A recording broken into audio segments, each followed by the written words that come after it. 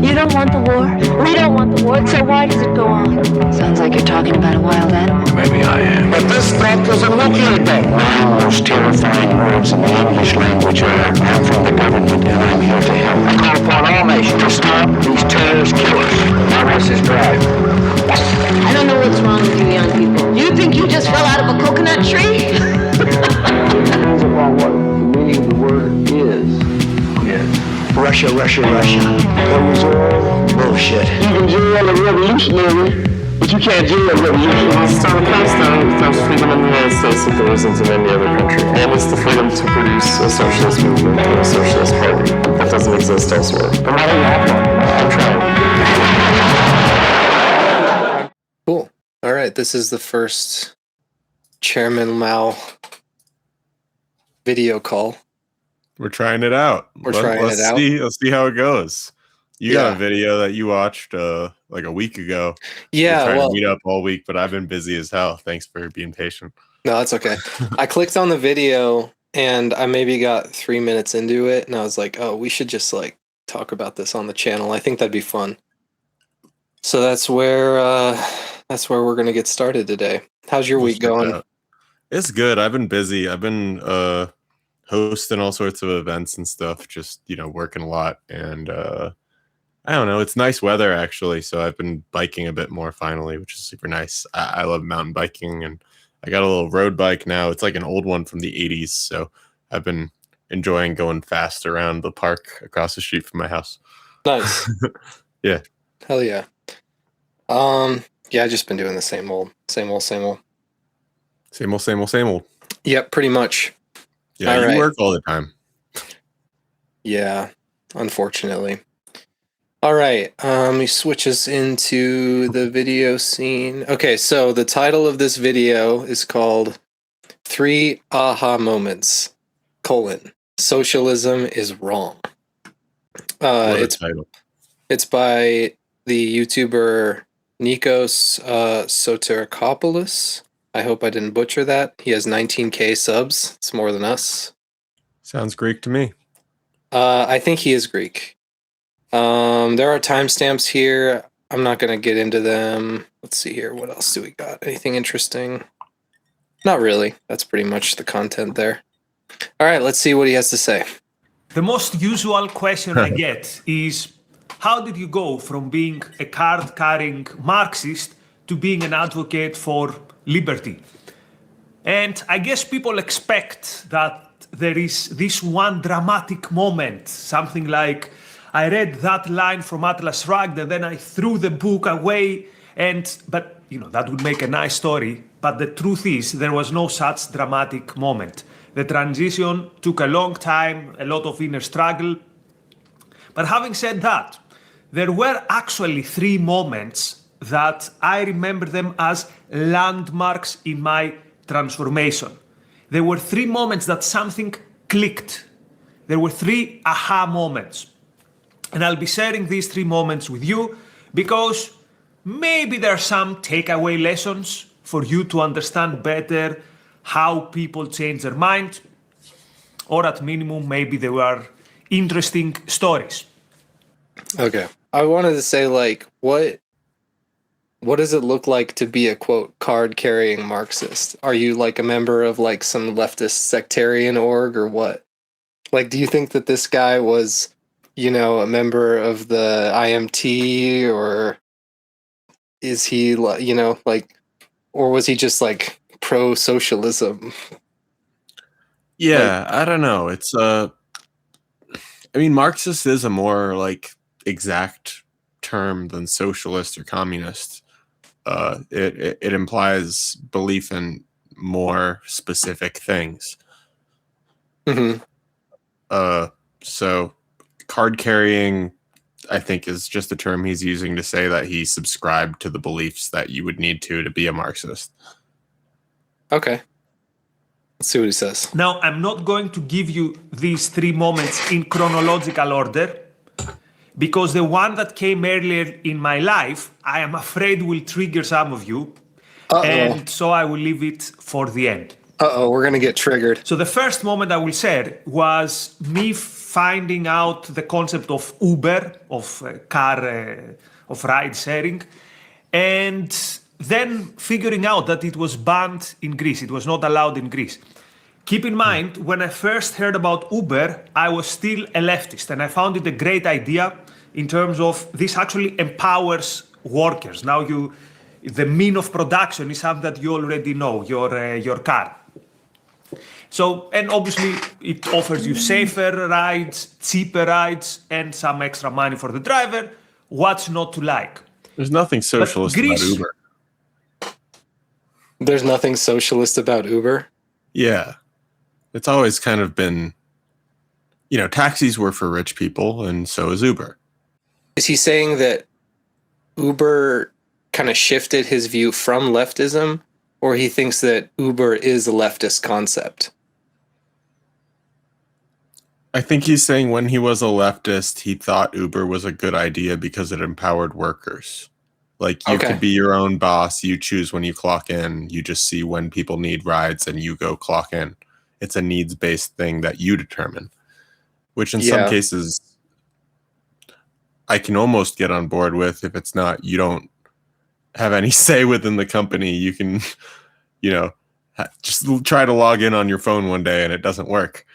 But I guess that's true in communism as well, I guess. But I feel like you're still not your own boss with Uber. Oh, definitely not, right? I mean, like, if there was an open platform where people could like request rides and negotiate prices that wasn't mediated by like a corporation, it was mediated by like society somehow or another. Craigslist is almost socialist. Honestly, Craigslist is a great example. Yeah, Craigslist is a really good example. And like on Craigslist, you can hire somebody to do whatever you need. Be your driver. Sure. Yeah. Well, I mean, the trick with Uber is like, it does give drivers like a really consistent sort of income. But can we really say that it's like enough income? Like most Uber drivers that I've talked to, like, they have to work an insane number of hours just to maintain their vehicle and keep up with bills and those kinds of things. And also work on Lyft, so you're using two competing apps at the same time. Right. Well, like, for example, like, let's just think about how the industry that Uber's replacing, right, which is taxi driver or taxis. Okay. Yeah. The taxi driver doesn't actually own the cab. Well, actually, in some cases they do, I suppose. But like the company, that's not better. Yeah. Well, that's just another means of exploitation, right? Because the taxi driver has to pay. Well, the taxi driver has to pay for the cab. That's almost like FedEx versus UPS drivers. Like UPS drivers don't have to pay for their trucks, but FedEx drivers often do pay, or it's taken out of their paycheck or something. I don't know. Never mind. No, that's okay. A lot of FedEx drivers are private contractors. That's what it is. Yeah. So they own and are responsible for the maintenance of their vehicles. That's not true at UPS. Yeah, it being like a unionized company. So I mean, look, really, like Uber isn't unionized. Correct. I mean, really, like with a lot of these individualized sorts of like gig economy things, the risk is being shifted, like the risk of the industry failing, not being able to pay wages, being outcompeted, those kinds of things. The risk is being shelved from the corporation onto the worker themselves, Let's hear what he has to say. We're talking a lot. Like many other countries, did not allow Uber. And I thought, this makes no sense.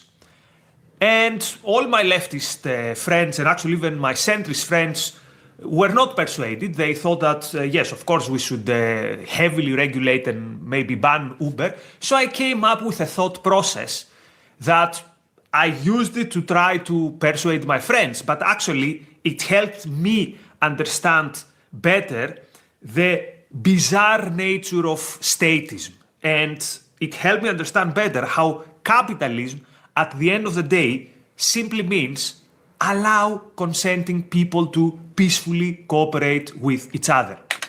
Okay. He's qualifying his statement a lot before he even says it. What do you mean? He's saying all these things to make it more palatable, right? He's about to say something that he thinks we won't agree with.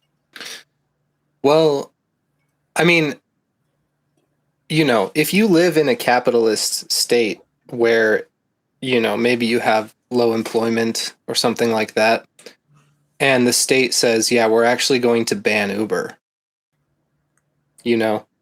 that seems like the state kind of like shitting on the little guy a little bit, because they're saying, we're not actually going to allow you to take these high exploitation jobs, even though you want to take the high exploitation job. Listen, sometimes you need $20 an hour or less just to pay the bills. I mean, in middle America, some people make it on way less. Totally. I mean, there are places where a lot of the manufacturing's gone away. I mean, a lot of Michigan, a lot of, I guess, the Midwest down throughout the South. That whole stretch, I guess Michigan through Virginia, even further south than that, Georgia, has really seen a lot of, the manufacturing go away, the mining go away, every sort of job that they relied on go away. So I could see why someone in those positions just wants something, just 100%. Needs $20 an hour. 100%. And frankly, I share a lot of his frustration with what he's calling statism here, Yeah, I mean, minimum wage is still $8 an hour, not even.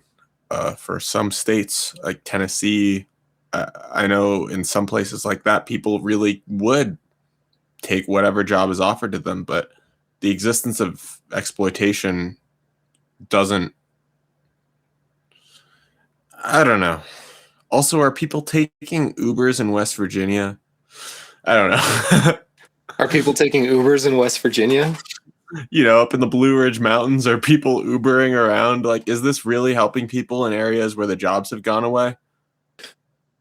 I mean, ultimately, no, right? I mean, that's the other thing is the driving jobs are likely to be automated away. Well, Waymos are exactly them trying to do that. Right. We have them in Denver now. Right.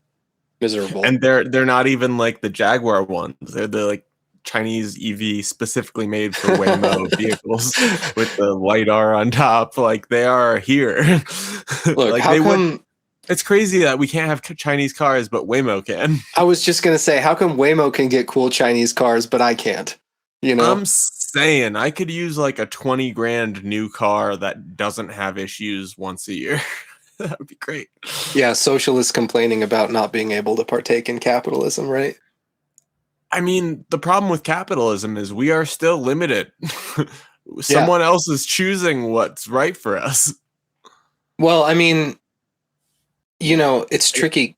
I think that the way this guy wants to paint things is to say that, the state doing these kinds of things is to take socialist measures, But also, is capitalism when you're allowed to buy things from China again? Well, I was just going to say, to me, how can it be a socialist policy if it's not directed by the workers? Even in Greece, if you have a socialist party or whatever, unless that party is really led by the workers, frankly, you're talking about a state controlled by capitalists. The capitalists as a class, not by individual guys. So how can Uber be controlled by workers? I guess it would just be they decide prices before drives. What kind of control could be put in the hands of the drivers to make Uber a worker-controlled thing that it currently isn't? Well, I think what this guy wants to say is something along the lines of that this is a way for the workers to own the means of their production, which is to say their vehicle, But that's not really true, because part of the means of their production is also Uber as a service, the app. I need a car to servers. Get to work. Yeah. It's not part of the means of production for me. They'd still expect me to get there if I had to take the bus. Yeah. I mean, I don't know that it's. Look, I just don't really. I guess what I'm taking away from this so far is that I don't really have an opinion on like, or I guess my opinion is that it's not particularly socialist for a state to ban Uber. It's not particularly socialist for a state to ban Uber. Yeah. So you agree with him? Well, I think he's saying that the state banning Uber is a socialist measure, and that's why he's departing from socialism. Here, let's continue. I'm going to pull a Hassan Piker. I can still hear everything. Is Greece socialist? So I would think about Uber this way. Do I have a right to drop a friend at the airport? So let's say a friend has to go somewhere. He called me, hey, Nikos, will you give me a ride to the airport? Sure, my friend, no problem. Okay, you were asking if Greece was socialist. There was like a socialist party in Greece. That's where the... and I assume this guy is Grecian. I don't know. I think he's Mediterranean. With that name, he ought to be, right? I mean, yeah, like maybe he's from Cyprus or something. But like, you get the point. I assume he's... I mean, I think he's... Doesn't he say... It's possible he's like moved to America. Who knows, right? But yeah. Let me back it up a second.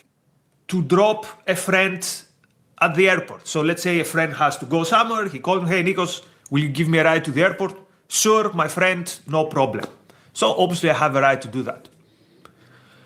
Do I have a right, if I agree to it and my friend agrees to it, to get paid for this ride?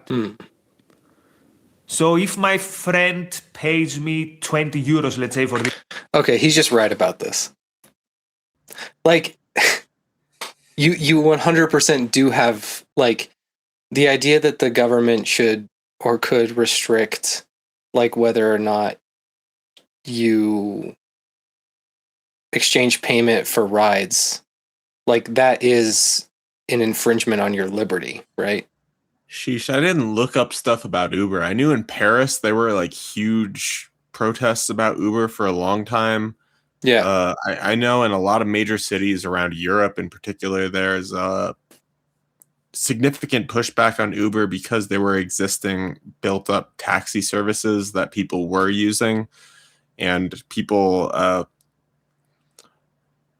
don't know. You're right. People probably don't need to go through all of that to drive their friend to the airport, but I don't think that the existence of Uber or the lack of existence of Uber stops friends from driving each other to the airport. No, it doesn't. But the point he's trying to make, I think, is that that's essentially what you're doing with Uber, except you're replacing stranger with client. You know what I mean? Or you're replacing friend with client. Yeah. I guess I just it's a stranger. It's different. They are doing it because they found you on an app and you're paying them.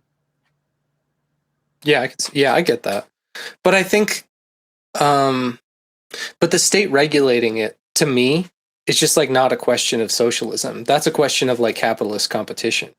That is capitalist competition, but right. That it's only capitalist competition if there aren't state-run taxis. State-run taxi. Well, I mean, are taxis not state-run? I grew up in New York City. I feel like that the taxis in New York are owned by New York, right?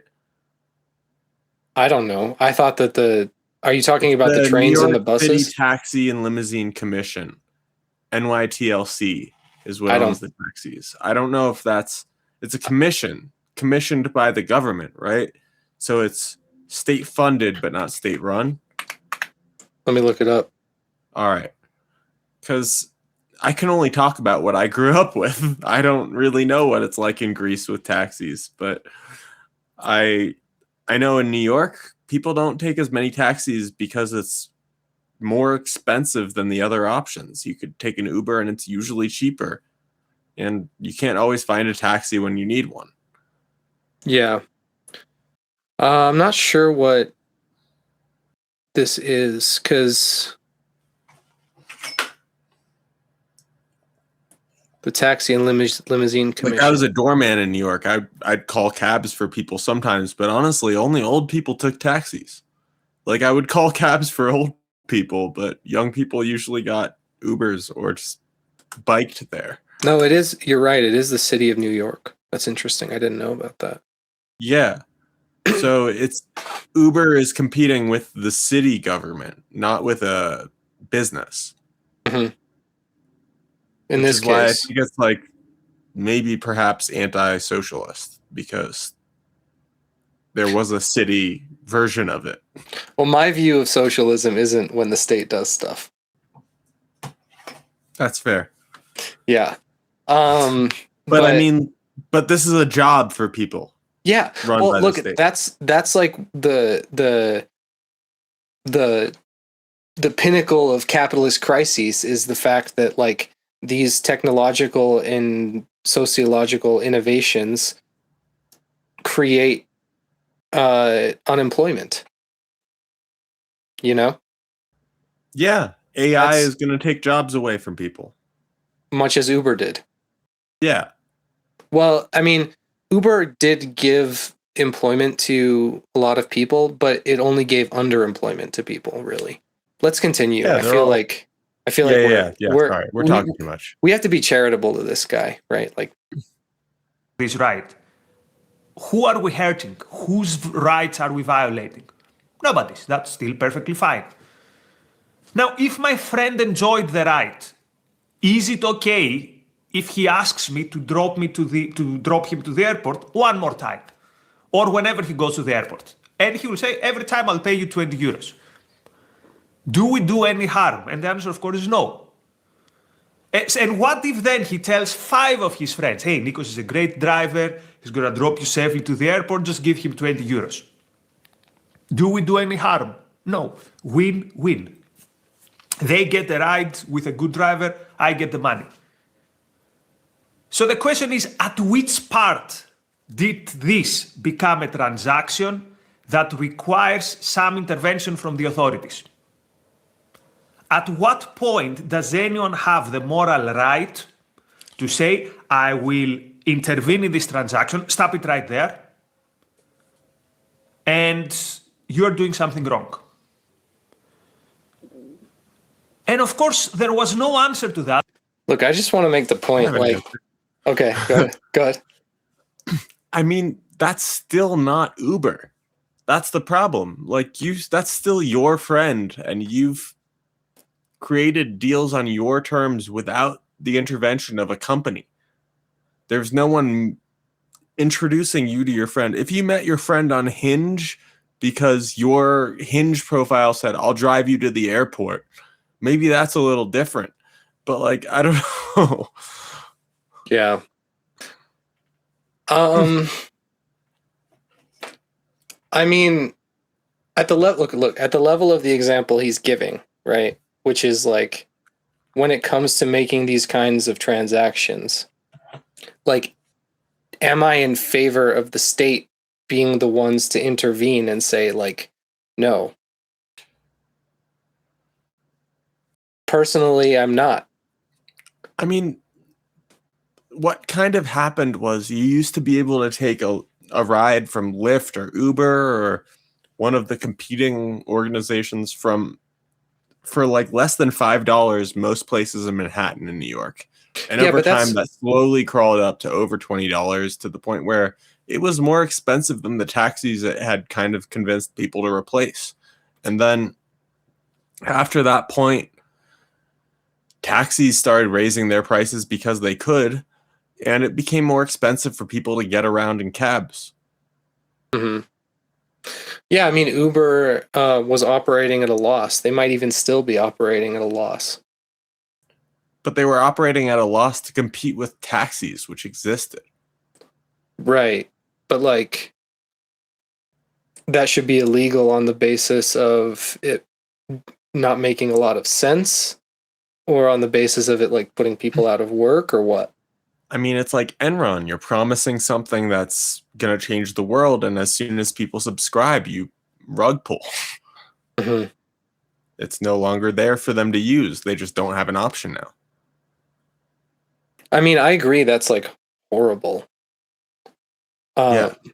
Especially, like, because people, like, have incomes that depend on things like Uber, you know, which you're saying, you know, maybe one day the rides dry up, you know, or Uber just decides that, you know, because you don't have enough 5 stars, they're just not going to offer you as many rides. You know what I mean?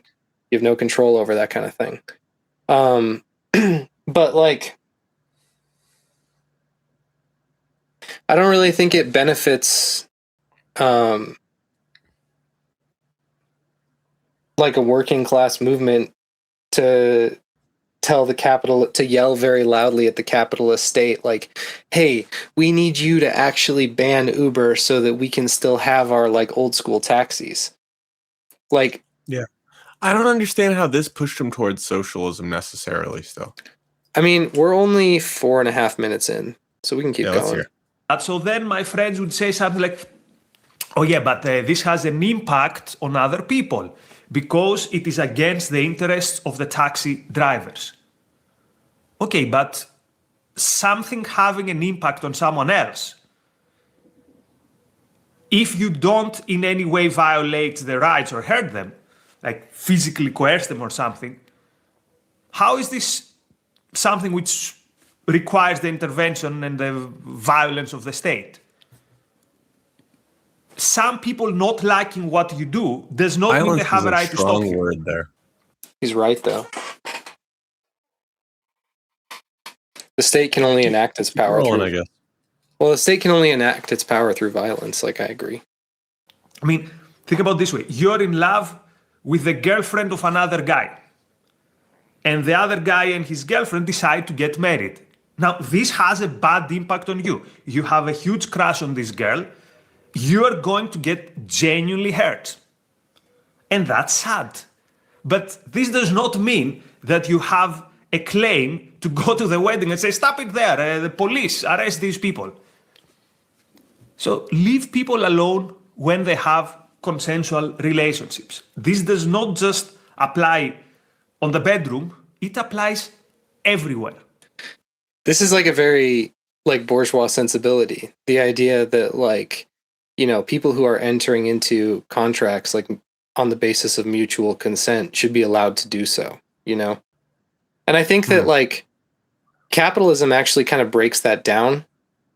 Like the idea that those relationships that those like agreements can be formed fairly, because workers have such a small amount of leverage in the bargaining process. All they have to bargain with is their labor power, you know? Yeah, I'll stop working. I'll go on strike if it's not paying me well. Yeah, but like, you know, unemployed Jeff down the street will do my job cheaper than I will.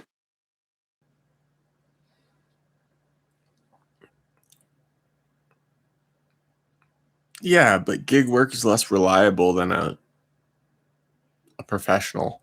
Yeah, it's true. I mean, there are a lot of downsides, right? I mean, look, I think capitalism breaks down a lot of the social relations and expectations that we have, like mastery of craft and things like that. Like we lose those things because of capitalism. Yeah. So that was the first, how to put it, aha moment. Another moment, this actually, I remember this so vividly. It happened in September of 2013. And I had just gotten in touch with the ideas of, let's put it, libertarianism, however you're going to put it, free market economics. I had read some Hayek, I had read some Friedman, I got into some touch with the Austrian School of Economics, but definitely I wasn't there yet. I still consider myself a Marxist. And I remember, I was in Athens to visit my family, and I saw a debate being advertised. So the debate was that let's put it simply, some libertarians would debate a guy who identified as libertarian socialist, whatever that means. Let's put it, some libertarians would debate a socialist. But the socialist claimed that, I'm going to prove to you that you can have a peaceful form of socialism, peaceful form of communism.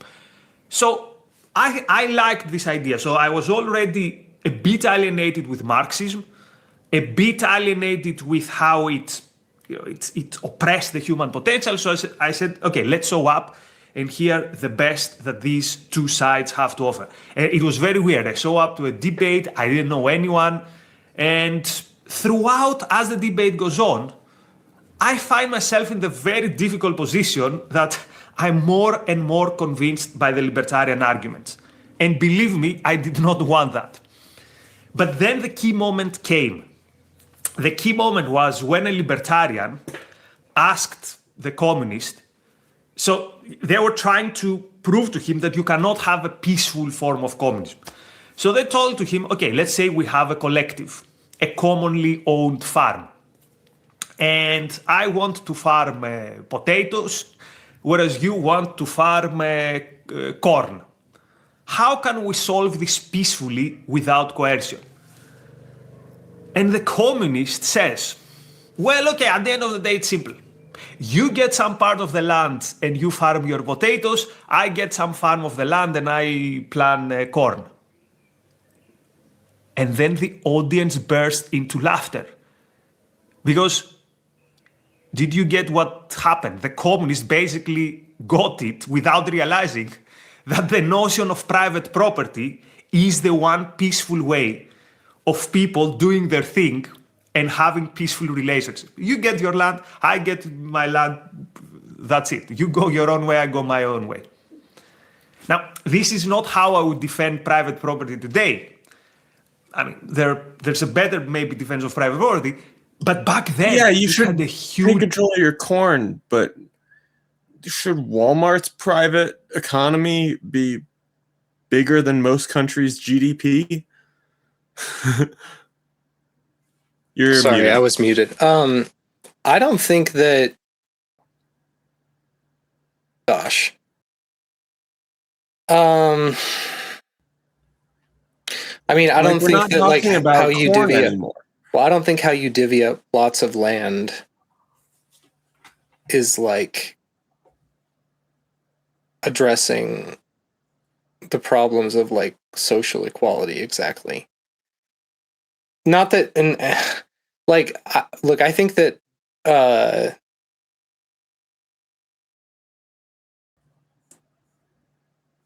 like, to me, the question of socialism is like about addressing getting control of the state to the workers so that the workers can like transition us from capitalism into communism, basically. You know? Yeah. And so when you talk about like, yeah, so even like like I don't know what is that thing like Mondragon, like the Nordic worker co-op, like even that doesn't solve that issue. Like it has to be greater than worker co-ops, it has to be greater than unions, like you have to be transferring power. Yeah, I mean, look, I'm of the persuasion that we need like an international dictatorship of the proletariat, but how popular is that? I think that Marx talked about socialism as like the realization of these kind of bourgeois sensibilities that this guy's talking about, the idea that you could produce what you wanted on your own land, actually.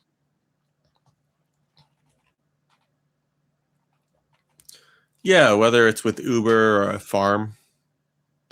Yeah, I mean, I'm speaking like almost metaphorically, Yeah, I don't know if you're allowed to do Uber in a leased car, and I don't know if you're allowed to farm leased land unless it's an agreement you have, but... You can and you can. Yeah, both. Yes. Okay. Yeah, so it's not... ownership isn't a requirement of these programs.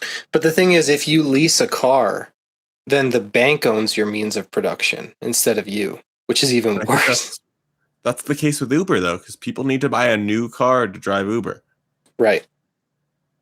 No, that's an excellent point. Like, if you can't afford to buy a brand new car, then ultimately you don't own the means of your production. The bank does. And Uber doesn't pay you enough to buy your car from them. No, definitely because they need within the last 5 years or so in order to drive for Uber. And a car that's less than 5 years old is at least $25,000. Yeah, no kidding. So, I mean, look, are you really... How much control of the means of your production do you really have if the bank owns your car? Yeah, So exactly. So yeah, I mean, okay, but this guy was, I mean, the last point he was talking about was private property, right? My conception of private property is like, I mean, it can be abstracted onto what he's talking about, you know, the idea that like, you know, you own certain machine, like a 3D printer, you might want to produce certain things with that 3D printer. Certain things. Well, I just mean like, you have ideas about the stuff you want to produce. And those might I guess not... there's only one thing that's being regulated with 3D printers. You can't print a gun receiver. Well, that's not the only regulation for 3D printers, right? Not in New York, you can't. Not in New York, you can't. Well, I'm not in New York anymore, and I feel like I still couldn't go 3D print a gun. Really? Legally. Can I? I don't see why not. Is there a legal thing holding me back? I'm not entirely sure. I mean, I'm not... into it, This isn't legal advice, but I don't think so. Mm-hmm. I have friends that believe the same thing as you for sure. That's good. We all need friends like that. We do. Let's see here. Yeah, I mean, I think that him talking about like, well, like, look, no matter what, there's going to be some sort of socially mandated or like some sort of labor that has to be compelled, right? You have to compel people to do some sort of bare minimum kind of labor, right? But under socialism, right, we're not trying to do it for the accumulation of capital. We're just trying to do it on the basis of, you know, meeting human needs. That's like what we're trying to get to. Huge impact on me. That private property means I do me, you do you, and let's coexist peacefully. And the third aha moment was actually, in terms of when it happened to my life, was the first one. And then I was not just a Marxist, I was a hardcore Marxist. And it was the smoking ban in the UK, banning smoking in pubs.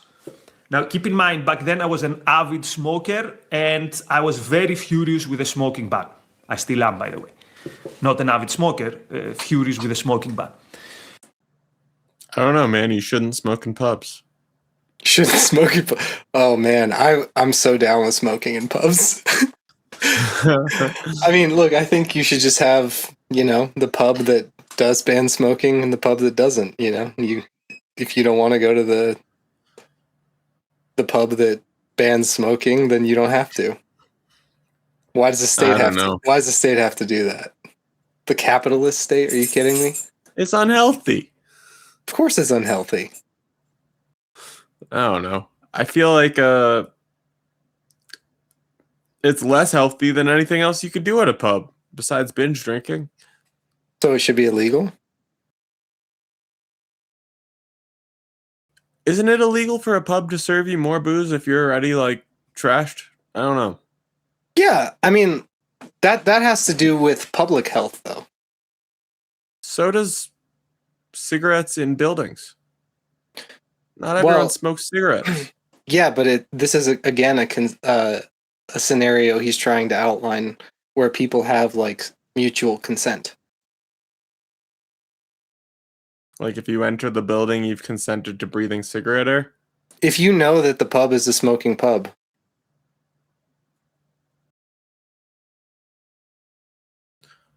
Cigar bars exist, though. Mm-hmm. Why can't you have a cigar bar? Are they banned in the UK? Are cigar bars banned in the UK? Let's assume that they're not. Well, the reason they wouldn't be is because they meet restrictions for ventilation requirements, right? I do think that, like, obviously smoking... What's that? Cigar bars are not banned because it's a specialist tobacconist. which is different.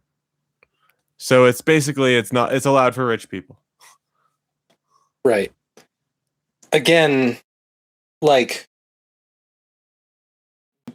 why can't we grant people the freedom to like go to a bar where they allow smoking? Like, that's just crazy to me that we can't do that. I understand it's not good for people, but like, people are educated about the risks, you know? Yeah, I don't know if the fact that you disagree with a government decision is necessarily a knock against socialism. It's not. It's definitely not. Because, well, especially because the capitalist state is the one enacting these programs, right? Fair. And like, I have a pretty anarchist tint to things, for me. Like, I would prefer that, if the town doesn't want the pub to have smoking, they could talk to, the owner or whatever, figure that out. Like, or maybe the workers don't want to be around smoking all the time, and so they get together and figure that out. But I'm really not in favor of the state, like, pushing that kind of stuff onto businesses and municipalities. Personally. Yeah. I mean, really the motivation for the state to do it is like, it is like you're saying, that is kind of a public health concern, because the state is like a crisis, especially in the 90s, everyone was smoking. Mm-hmm. Well, I mean, basically up until the late 90s, probably. Yeah. But I remember smoking sections in like restaurants and coffee shops when I was a kid. Kind of wish they were around, honestly. I don't know. Sit outside, man. Step outside. Get your food to go. I don't know. It's all right. You'll survive, bro. But I mean, like, a lot of places, even when it was legal. Even when it was legal, a lot of places just banned it because they didn't want that kind of environment for their clientele. And I think that's fine. Yeah. And that's what I'm saying is like, if I want to have a beer and smoke a cigar in the same place, like, why the fuck is that illegal? That's so annoying. Yeah, I mean, so the fact, let's hear his argument, I guess, because I just don't understand how it has anything to do with socialism. Fair enough. And I was in Facebook campaigns arguing against the smoking ban. But then soon I realized that whenever I had an argument with my leftist friends, I would lose.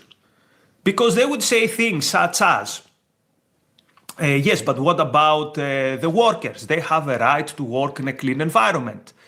And the customers have a right to enjoy a clean environment. And soon I realized there's only one possible argument that can fight the smoking ban. And this is the framework of private property. The framework of you should allow voluntary transactions between consenting adults. And in practice, this looks like, hey, I have a cafe. I want it to be a smoke-filled environment. So I put a poster. Anyone who comes here, either to work or to enjoy your coffee, keep in mind, this is going to be an unhealthy environment filled with smoke. If you want to come, you can come. If you don't want to come, go your own way. You don't want to enter, you don't enter. And I started using this argument, and on a logical level, of course, it was the only one that worked. But I got into all this backlash, and I hated how the notion of how entitled people became having this premise of statism. It was like, what about your second-hand smoke? Well, if you don't want my second-hand smoke, don't enter the cafe. It's very simple. Don't enter the pub. Go to another pub that is smoke-free. And then people would be saying, but what if no cafe is smoke-free? don't I have a right to enjoy a clean environment or a clean environment for my kids? And the answer is you have the right, provided someone wants to provide this environment to you. You know what I really want? I want to enjoy a pub that plays only 1930s jazz. Well, if no one provides this to me, I cannot demand the state to threaten people with prison if they don't provide this environment to me. Well, the lack of And if there 1930s is no jazz isn't killing you. Let me back up. I might have missed what he said there. What's your point? He's saying that if you really want to go to a pub with 1930s jazz, if no one's providing that for you, it's not on the state to make sure that that is provided for you. Yeah. But the lack of 1930s jazz doesn't kill people.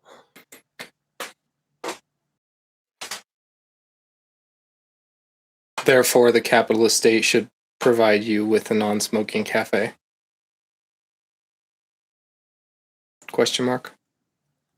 I still just don't understand, like, why this is socialist. Like, it's not. There's nothing. A law Look, to not have cigarettes in your bar. There's nothing socialist about not having smoking in your bar, in my opinion. It's like when your like stepdad says like, "Oh, it's like these communists are taking away my Pontiac Trans Am." And it's like, no, you can't afford the gas and maintenance on it, buddy. I don't know. I mean, look, I have a hard time disagreeing with his point here. You know, like I agree, it's not good. Like I agree with you in the sense that it's like not good for your health. It's not good for public health. You know, I think that's just like a basic. There's not a law against people smoking inside. People will smoke inside. Right. Well, the thing, not if look, if you have a place and you want clientele that don't smoke, and you have a sign that says no smoking, they have to abide by that sign or they'll get kicked out, period. The state doesn't have to enforce that. Yeah. I don't know. I mean, who's bringing their kids to pubs? Europe's different, I guess. That is also true. Like, we don't do that here. And when you do, it's like, you know. It's weird. It's a little strange, but also it's like usually because you regular that place and you have to bring your kid with you because you're there all the time. Mm-hmm. Like, I don't know.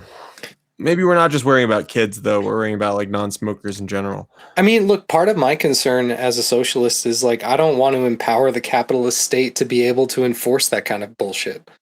Like, I would be down to empower society to enforce that kind of thing, but not the capitalist state.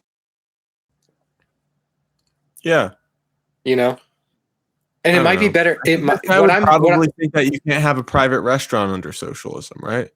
Why not? I mean, like this guy would probably think that like the government has to have their say in whether you can start your restaurant, to the point where it's like he probably figures we're just going to have like, I don't know what he figures actually, but I just feel like he's letting his fear of socialism cloud his judgment of how legislation works, even under capitalism. well, I mean, look, again, let's try to be charitable to him, right? Like what he's seeing as socialists, I mean, the reason why he's calling these socialist like policies are because they're being presented to him as such. Yeah, I mean, it's democratic socialism in America. I don't know what they call it in Greece.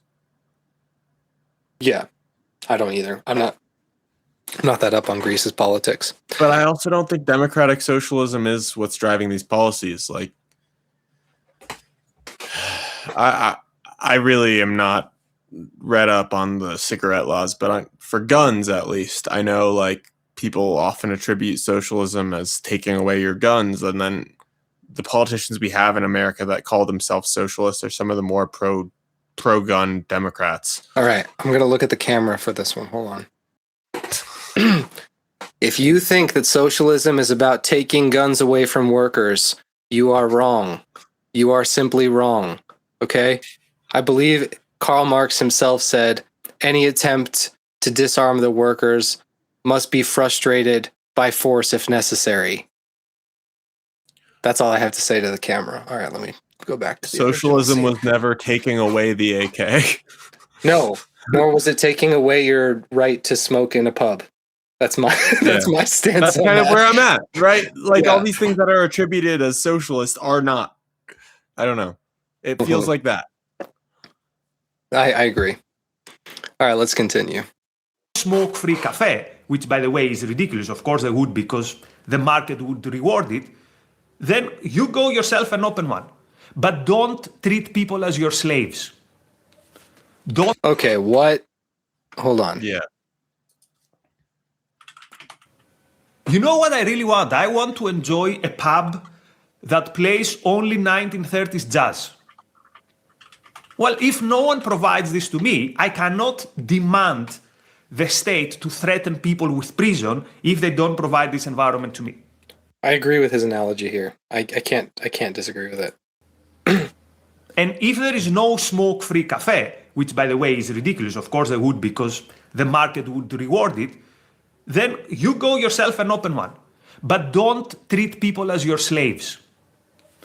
Don't expect that people should not be able to freely and voluntarily cooperate so that they satisfy your own demands and your own wishes.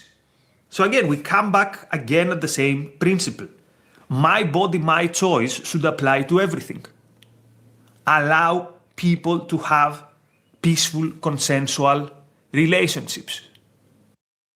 It's just funny he's talking about pubs as private. It's called a public house.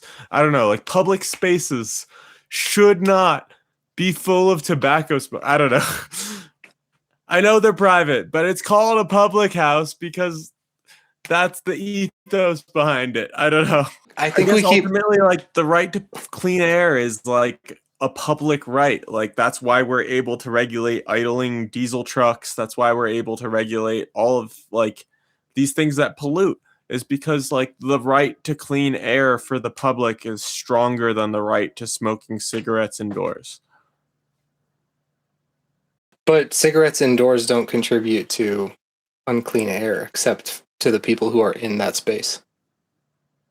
It's still a public setting though. Yeah. Even if it's privately owned.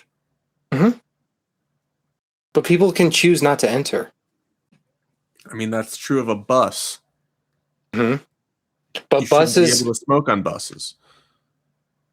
Yeah, because you actually can't get on another bus. Like if your bus leaves at 9:15, it's a city bus, for example. If your bus leaves at 9:15, it's not like there's a non-smoking 9:15 bus you can get on. Assuming that smoking is allowed on buses. Unless all the pubs allow smoking. Right, but like but the thing is, because everyone who's in the pub is over 21 and you have to get as much business as possible. There are a lot of people who prefer non-smoking environments, and pubs can cater to that clientele. I just don't even think we're talking about socialism. We're not. Yeah. We're definitely not. You know? like I mean, look, we're talking about public policy, right? And like if the workers of the pub decided if smoking or not was still socialism, public policy is what you're saying, like that exists under capitalism or socialism. Yeah. I agree. But like I don't think that I just don't think the capitalist state should be empowered to say no smoking in pubs, period. Is that so horrible? Like maybe obviously that would cause public harm through health reasons. But I actually value people's freedom above public health in this case. I guess I just don't understand how he even got on this topic, what this has to do with socialism. That part is the confusing part for us, right? Yeah. Yeah. All right, let's continue. We can disagree on this and still agree on socialism. I don't know. 100%. And I think that's exactly what's happening is I'm just saying, yeah, like I'm okay with private proprietors saying, yeah, you can smoke in my pub. And you're saying, yeah, I don't think that should be allowed. And, that should be decided at the Leftcom Socialist council or whatever. But like, Yeah, there should only be a certain amount of of lead allowed in the beer, even if it's cheaper beer with the lead in it. I don't know. Right. We're talking about the capitalist state. We're not talking about like workers in control of the state trying to transition things from capitalism to socialism. It's just a different question, you know? Yeah. Right, let's continue. Oh, here, let me put him on screen. Hold on. I gotta switch the OBS scene. Let me back up a second. All right. So what's the takeaway from these three stories? The takeaway is that people don't change their mind by reading long essays. They can, and you think they do as well. Theories. Mm-hmm. People change their minds, and the most effective way for people to change their mind is stories, little moments that click, and most importantly, real examples relevant to their lives.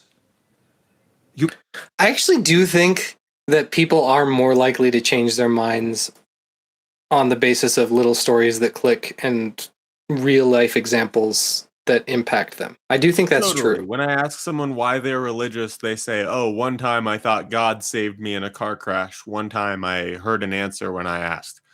You know, it's like little moments where they were looking for an answer when they found one. Yeah, 100. I mean, that's 100% likely. It's just, you know, I think that now the question, the follow-up question to that is like, is that a good way to come by your beliefs? I'm going to say no, but it's definitely going to, it's definitely going to inform some people's beliefs, you know? All right, let's see what he says. You can lecture them about moral principles, but they have to see them. This principle, now I see it in action. Applied to real life, applied to their life. This is how you change people's minds. And we should be very ambitious towards changing many more minds. Okay.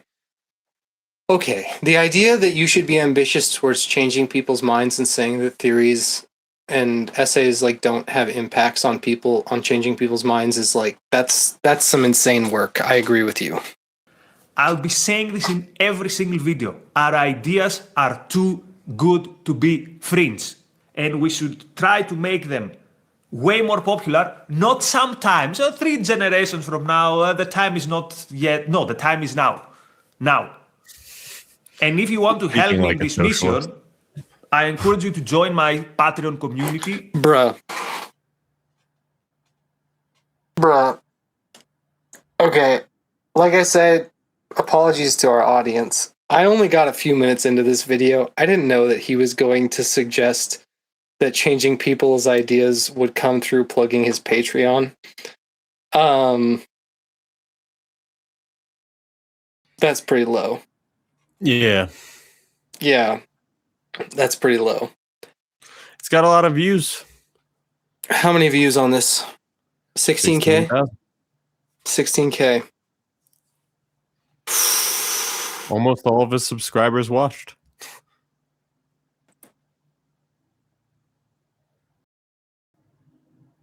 All right.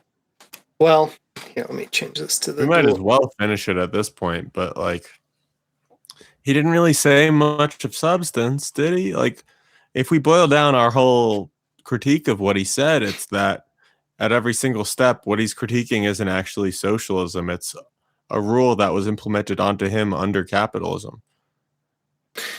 Yeah, well, look, I would have a lot more sympathy for his critiques if there were workers in charge of the state at this time. Or even Uber, or even the pubs. Right.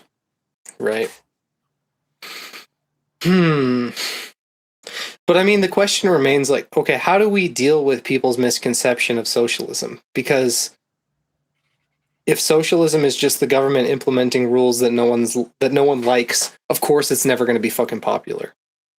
Of course it's not. Yeah, and people don't trust the government to implement things well, right? Definitely not. Like, you've been to the DMV, you know government-run things don't exactly flow quickly and efficiently. Well, I don't have a high trust in the government to make things run well. Certainly not. Totally. Which is why we're talking about transferring powers to the workers instead of the bureaucracy. Right, but I mean, how much can... Look, I have to be sympathetic to this guy because all of this stuff that he's complaining about was done in the name of socialism. I think you were more understanding of his views than I was. Yeah, of course. Well, look, that's my job, right? Like, I have to, all ideologies are true. The question is how. Okay? Like, Yeah, what is his experience that makes his view seem true to him? exactly. Exactly. And like, yeah, I don't, What's this guy do? Can we go on this guy's page? Is he like a Ayn Rand guy? Yeah, let me make let me look. Okay, so we've got from anti-Semite to supporting the Jews 9 months ago. Forget woke, the left's new formula and how to fight it. Is fascism Why left? I stopped hating Israel is the fuck. Wait. Where does it say that? It's not the title. It's the Oh, take the your mouth off of thumbnail. it. The thumbnail. Yeah. Oh my God, why I stopped hating Israel. I mean, 9 months ago. okay, yeah. Giannis Varoufakis in this here, that's definitely very anti-socialist. I was a leftist. These were my 5 dumbest takes. I mean, he definitely has, I don't know, academic author, intellectual diagnostician, excuse me. Our ideas are too good to be fringe. Support my work, get my member perks here. Socialism has to destroy your soul. Oh my God.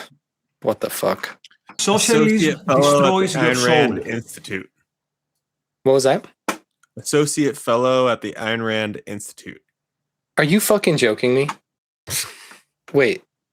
Where does it say that? On AynRand.org. Experts. This guy. Okay, hold on. Wait, what? That's crazy. Oh yeah, Ayn Rand Institute's right here. Holy cow. Let me Right. wait. Worked for more than a decade in academia in the UK. The University of Kent. Wait, I'm pulling it up. Hold on. Okay. I have him pulled up now on the main feed, so everyone can see him now. You should be able to see it if you want. Dr. Sotrikopoulos was an associate fellow at the Ayn Rand Institute and a member of the ARU faculty, interested in the history of ideas and how they have shaped the world we live in. Okay, so him talking about how theory and ideas and essays never influence people is utter bullshit, if this is the guy. Yeah, he has a doctorate. He's a professor at 3 universities in the UK. Okay, that's extremely disingenuous. In the past, he worked for more than a decade in academia. It's what conservative people do. They do the I'm a regular guy, just like you. I'm not a professor at 3 universities in England. I'm a regular old guy. Okay, hang on a second. I have to change the cameras. I have to look at the camera again. I am a regular guy. Me, I am a regular guy. Nikos Sotirakopoulos, not a regular guy. My friend Jaye here, pictured next to me, regular guy. This guy, not a regular guy. All right, let me go back to the I mean, I also have 3 jobs. They're just different jobs, and none of them pay me well. Well, that's the thing. I mean, how many jobs does this guy have? We'll see. Hang on. Let's see here. He's been in academia, and he's a frequent commentator on UK media. BA in International European Studies, PhD in... Okay. A lot of credentials here. And we'll just wrap this up, because I feel like we've done enough today. I just don't think he made any points. You don't think he made any points? Well, look, what is... I think he said it's bad when you can't drive, when you can't get Uber, and it's bad when you can't smoke in a pub, and because of that, we can't have socialism. That's crazy. Yeah, that is crazy. But what are That's we? not how it works. But what can we take from this? Because I People think agree. socialism is when you can't smoke in a pub or when you get a free bus. Right. Why do they think that, though? I don't know. This guy has degrees and shit, and he still thinks that. I mean, I attribute it to a couple of things, primarily two things: Stalinism and the Democratic Party of the United States. Yeah, neither of which are what most socialists would vouch for. I mean, I know a lot of Stalinists, but what I would consider to be Stalinists, you know? Maybe they're just anti-Trotskyists. Maybe. But I mean, when I say Stalinism, I'm talking about like a liquidation of Marxism, right? I'm talking about like a fetishization of the Soviet Union that I think is rather unwarranted. And I think it's okay to defend the Soviet Union on some points, right? Yeah. Yeah. If they're evil, we're evil, right? And I like you here. What do you mean? If the Soviet Union's a terrible, evil place, then so is the US, right? We've done about as much to put our fingers on the rest of the world and mess up their economies and how the world works as they had. And I stay here because I'm an American and I like it here. My primary critique of like the Soviet Union as a Marxist is that they gave up on the international dictatorship of the proletariat. Yeah, and the internationalism aspect of it's necessarily important because these companies are international. Mm-hmm. Trade is necessarily international. Yeah, capital is highly mobile. Yeah. It's highly mobile. So it does not has to be about international relations. It can't just be about governing one country. I'm going to quote my boy Chris Croutrone here and say that the workers in the United States have to seize the means of production in China, and the Chinese workers have to seize the means of production in the United States. I mean, what do they say? Like, workers in the US get more rights, they send the jobs to China. Workers in China get more rights, they send the jobs to India, Pakistan. Right. Croatia. We've been dealing with this since the 19th century. Yeah. And we're still fucking focused on, I mean, since the 60s, we've been focused on like our kind of like identity politics and like our smoking in pubs and like all of this bullshit. Right? This part I can agree with him on, you know? Like, let's transfer power from the capitalist class to the proletariat. That's, you know, I think that's where I'm going to end the stream. You want to end there? Yeah. You feel like that answered all of his points, though? Do you think that that's like... No, it does not solve his points. And I think that's crucial to understand. That the things that I'm presenting are not necessarily solutions to these particular problems. Expand on that, please. What I'm looking at is transitioning from capitalism into communism, or whatever. You know, communism is for me, communism is a very vague concept, right? I just mean we're getting away from the primary driver of production being the accumulation of capital. Yeah. You know, and I think that's the question that socialists need to be asking themselves is like, okay, what are the steps we need to take to get there? And one of them definitely has to be the construction of the Socialist Party within the United States. But that's like... Yes. But all we have is DSA. Yeah, which is miserable. Necessarily not a party. I'm saying necessarily too much. No, they are not a party. You're right. Because Democrat is a word used in it.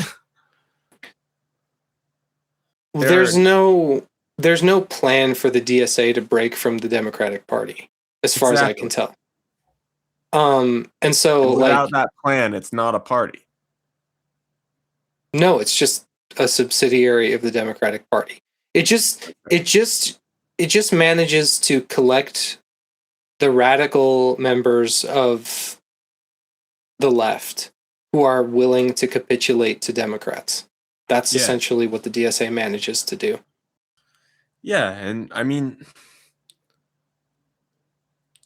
I think a lot of the people they've put forward and on pedestals have done a lot to informing a lot of Americans about worker rights. I think a lot of us started out watching Hassan Piker's streams. A lot of us started out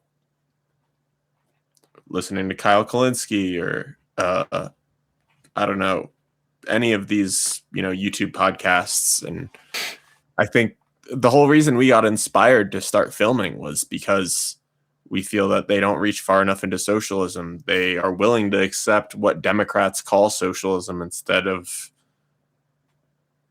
what could actually build a party. Yeah, I agree. I mean, Kyle Kalinske is a particularly good example of someone who's willing to totally capitulate to the Democrats, meanwhile maintaining some sort of strange affinity for them. Like if you go through here, I'll just pull it up. Give me 2 seconds. Tech billionaire demons caught red-handed propagandizing kids. Trump panics as oil shock turns apocalyptic. Russia attacks NATO. Israel settlement. Mass ARPing kids. Christian pastor makes teen eat Bible page in disturbing video. I mean, these are like very, to my thinking, they're very like liberal reactionary sorts of videos, which is like totally understandable in the time of like Trump or whatever, but I think it's inadequate to meet the moment. You know what I mean? Yeah. Trump is a symptom, not the whole problem. 100%. I mean, we can get into that another time, but I think that's definitely the case. All right. Well, I think you and I should wrap up this video. I'm David. My light just went out. I'm Jay. Nice. I'm David, and this is Jay, and we're Chairman Lmao. Take care, y'all. Take care. Bye. You don't want the war. We don't want the war, so why does it go on? Sounds like you're talking about a wild animal. Maybe I am. But this threat doesn't look like that. The most terrifying words in the English language are, I'm from the government and I'm here to help. I call upon all nations to stop these terrorist killers. Progress is drive. I don't know what's wrong with you young people. You think you just fell out of a coconut tree? Depends upon what the meaning of the word is. Yes. Russia, Russia, Russia. That was all bullshit. You can jail a revolutionary, but you can't jail a revolutionary. It's still the case, though. There's freedom in the United States that there isn't in any other country. And it's the freedom to produce a socialist movement or a socialist party that doesn't exist elsewhere. No matter what.